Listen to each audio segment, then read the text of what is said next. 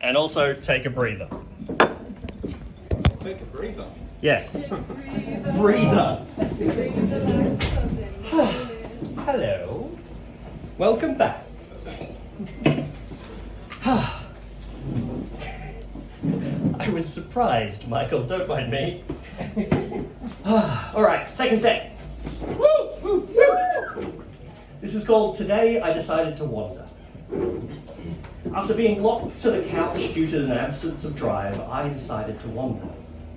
I first went towards the ocean, a short walk from the house and cats I am sitting on, and then decided that I prefer a cafe I'd been to before. I left the ocean behind me before I'd even found it. The cafe was closed, as were many others on the shopping strip in Elwood.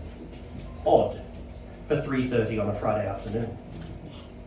Then a dog ran past. A stranger said, "It looks lost." I replied, "Aren't we all?" My wit, such as it was wasted on the passerby. I decided to follow the dog. The cafe idea abandoned. The dog's path crossed two others.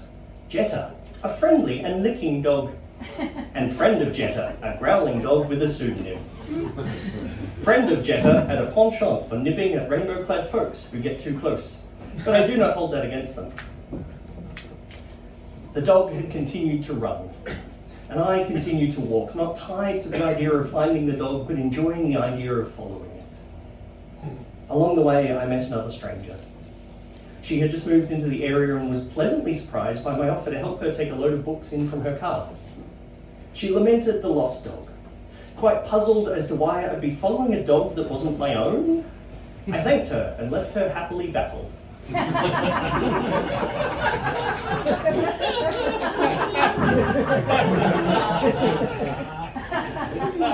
I kept following the dog, no longer in sight. At the highway, I pushed the button to cross the road, knowing that the dog didn't have this option. I hoped it had found a safe place to be. I accepted that the dog I'd seen had wandered off to tempt other travellers. I decided to follow an imaginary dog, one who would stop at the beachfront cafe and get an overpriced dirty chai and an almond croissant. Then I found the ocean again, and many dogs. Not the one I'd followed, though, but many nonetheless. I won't follow these ones, as they have owners and their own companions, and I might seem a bit weirder than I actually am.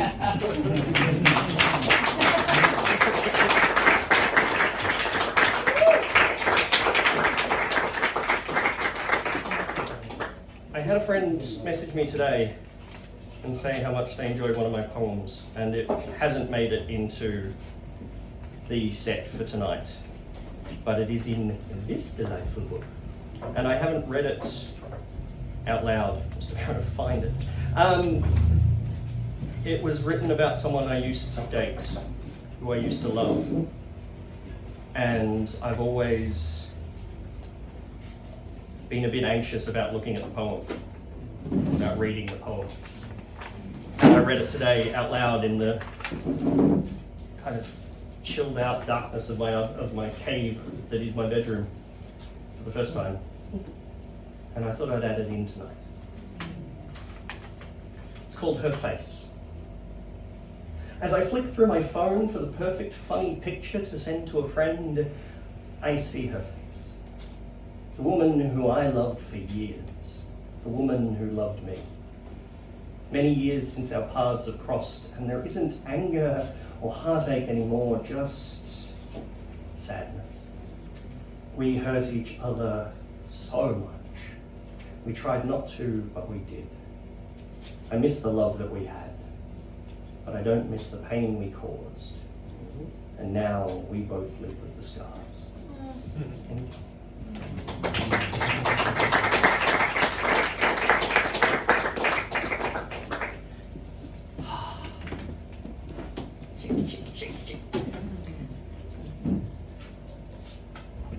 It's always interesting, because I read the poems and then I had to try and work out what the fucking title is.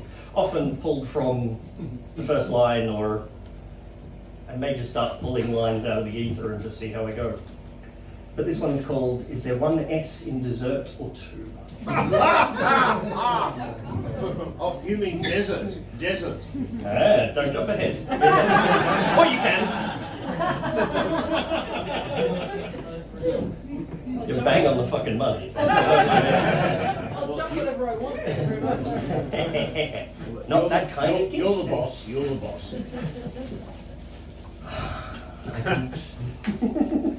I can see the sweet delight shimmering in the noonday sun. If my mouth could water, it would. Such sweetness only a breath away. If only my breath came in anything other than rasps. It glistens with the allure to raise the dead. Well, it won't have long to wait and we can test that out. I wish I could touch it, just one taste upon my lips. Yep. I raise a shaky hand and run a trembling fingertip through the soft dessert flesh. I draw it to my lips and I taste ecstasy. Yep. Bliss explodes along every nerve, one last burst of taste, one final moment of joy. And as the light dims from my eyes and the sand tumbles from my dry and cracked lips, I am grateful for the sweet memory, for the comfort of an illusion, for the last meal of a dying man. Thank you. Yeah.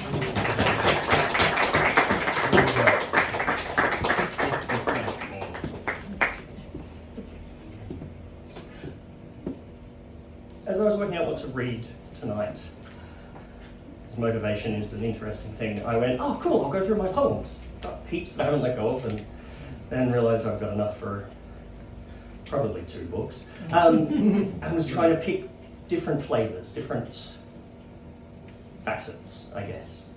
Grief, love, chronic pain, some fun ones, some depression, some combination of the above.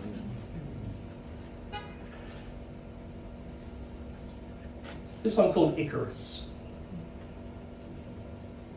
And I haven't performed it before. Good. This poem started out with roaring, tumbling, flying, falling, soaring, wings of words and pretty prose holding form as they steadily rose. But sealed with wax was my mistake, and in the sun's heat it did bake. The wax it ran down frantic form across a visage quite forlorn. As stanzas, words and pages fluttered, the poem murmured, grumbled, muttered. Once I flew, and now I fall, as is the ending of us all. To fly and fall and soar until we do all this no more. Yep. I accept that it is my place, to fall from heaven, fall from grace. Yep. Let my story be retold, and so to pass in ages old, not a tale of loss or fear, but of triumph and of cheer. We must remember, before the ground's fatal sting, that I flew freely on the wing.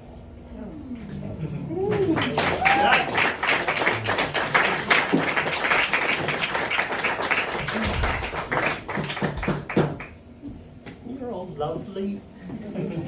Of course we are. And modest. You know your worth, you delightful humans. Thank you all. This is called These Little Paws. The cats I care for take time to warm to me. Yes. I am a disruption of smells, of routine, of safety, and sweat. I am 100 times their size and 1,000 times more clumsy. Yep. I am noisy. Not just farts or burps, but clangs of pots and mugs, thumps of feet, whirs of electronics. They now have to negotiate and manage their entire fucking lives around me. But it is beautiful to see the changes over time.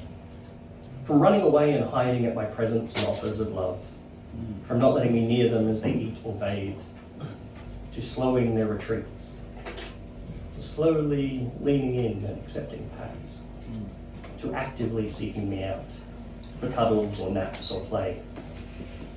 The process is never a straight line, though.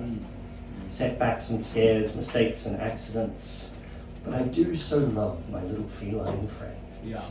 I'm not feeling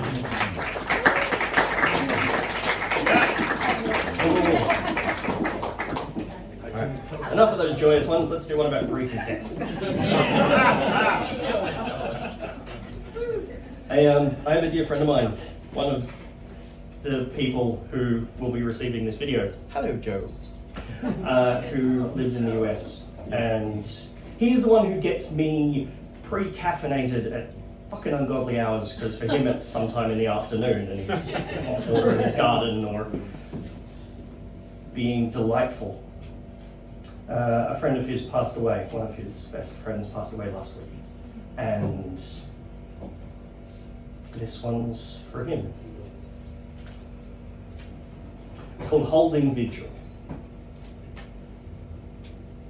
I am happy to sit with you as you die, to keep you company with your last breaths, to let my tears fall upon your still warm yet unmoving flesh, as I hold your hand firmly as your grip loosens. I hold your hopes and laughter and pain and life to my chest, to gather all the little parts of your life and throw them in the air, to let them go, to let you go.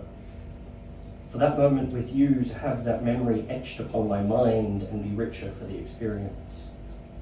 To let you know as you step through that door that you are loved and will be missed, whatever happens on the other side of the doorway. I am happy to sit with your earthly remains, a candle on the windowsill, holding vigil, while nighttime covers the ground or sunlight beams down. The planet spins, unaware of our grief or loss, yet the universe is changed. I am happy to hold the vigil of grieving and loving, tears and weariness. Grateful that I may have only known you for such a brief time, that I got to know you so well. Yeah.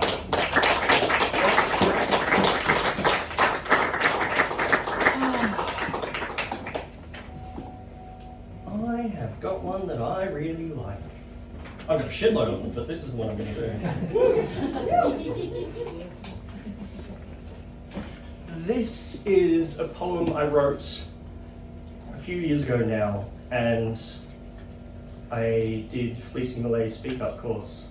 So Fleecy said this poem a lot, because I wouldn't shut the fuck up. Yes, thank you. I had it printed out at the end of my bathtub, end of my shower, so I would read this thing again and again. It's the only one that is actually drilled into my head. But I'm still going to read it from this because it's drilled into my head, which isn't a great place for things to be. This is called Neither Falling Nor Rising.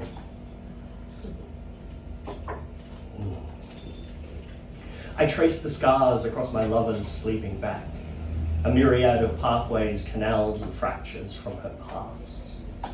She has torn her wings out. Her back is scarred from servitude, from sword and flail, whip and chain. From piercing wounds as she freed the heretics and blasphemers, witches and wise women. From the flames at Alexandria as the library burned, she wailed in anguish as the tower at Babel was destroyed. Yes. The gardens of Babylon did wither and fade. She tried to save them all. Yep. She sleeps, and I explore with the most delicate of touches. She knows I do this, and still she sleeps with me. She murmurs in words with meanings lost to mankind, and in the darkest of nights she weeps at the memories of her home, forever beyond her reach. When we make love, she holds my heart in soft hands, still gentle after thousands of years of torment and toil. And when we fuck, we are like wildcats in a thunderstorm, like a blazing sword held aloft in darkened sky. It is as if she is trying to recapture the past with her ferocity. She has carved out her place in the world. No longer does she guard the gates with sword in hand, no longer does she do the bidding of the powers that be. Oh no, now she treats those who cross her path with a fierce and protective kindness. The only weapons she wields are her razor-sharp wit and scathing tongue. She works on nurturing humanity to its most glorious potential. Her life is simpler now. She now lays with mortals, drinks wine, and falls in and out of love. She has loved others before me and will do so again when I am gone. She laughs with an angelic voice and devil tongue, hellfire in her eyes. And I, with my limited time upon this earth, I look on in wonder and thank whatever gods may be for my blessed time with her. Yep. Thank you.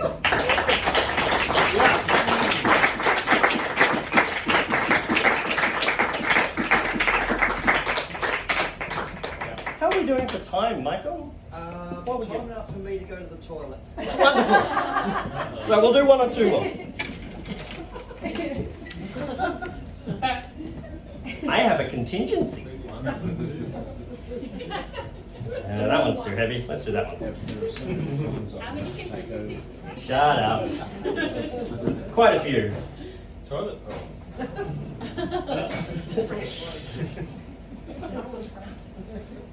This is called tomato. A friend asked me, how do I make my tomatoes ripen? Now, I do not have a green thumb, and while it isn't black, it is unused. I let other people grow the fruits and flowers. But I thought I'd try and help her out. How do I make my tomatoes blush? She asked me. I responded, write some words down on a page. With your hand, make them saucy, make them erotic, make love and arousal drip from pen to page, and take these little poems and bury them at the roots. This will surely make your tomatoes blush. She told me the only hitch was that the tomatoes were going through bricks. Get some chalk, I said, and encircle the plants in words of love. Make them blush with the strokes of your hand. Make them squirm with the words you write.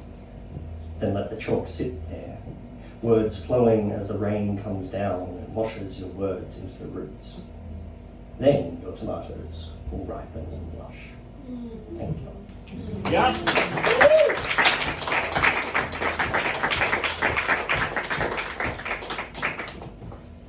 Let's do this one and then I'll finish one up and let go. This is called a river rock. It may be relatable. I am tired of being a human. I want to be a river rock. No cares or aches, no bills to pay, no pressure to be anyone other than a simple rock. Worn smooth by uncountable seasons, to be carried from place to somewhere else and sit still at ease. Placed by mortal hand into a fireplace as the flames flicker over me, untouchable, unbreakable. As the fire dies and the building I was part of decays, I am taken by a small child from the broken remains of a life I did not have to suffer through, and be carried in their pocket for a time, until we meet the shores of some unknowable vast ocean, and I am thrown through the air to land in water, a river rock in a new place, but still untouchable, unbreakable, to sit as sand covers me, as currents bring others past me, as the seasons wax and wane, to exist without desire or need, but simply at peace, as only a river rock can be. Thank you.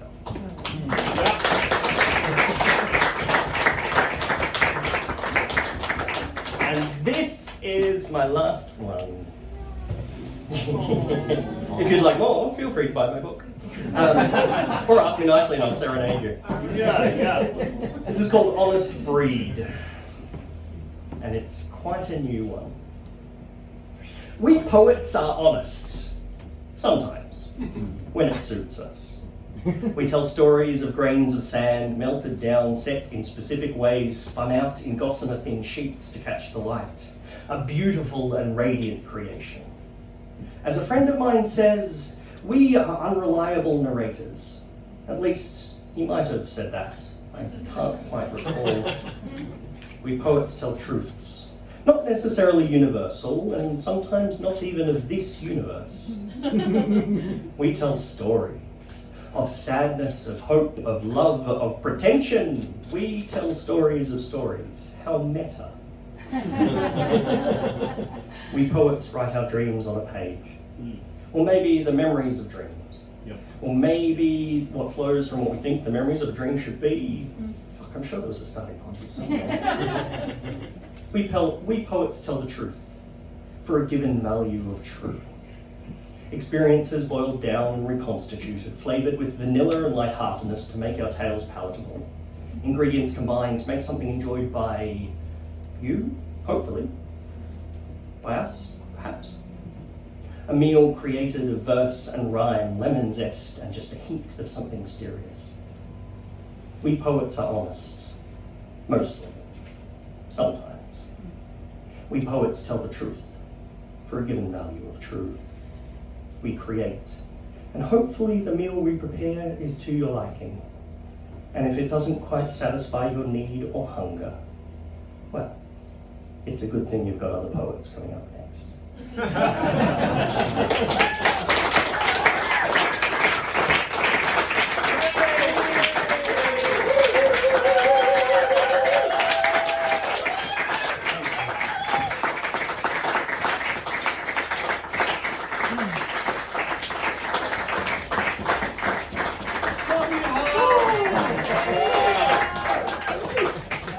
All right, take over the mic, or else I'm just going to stand here blushing.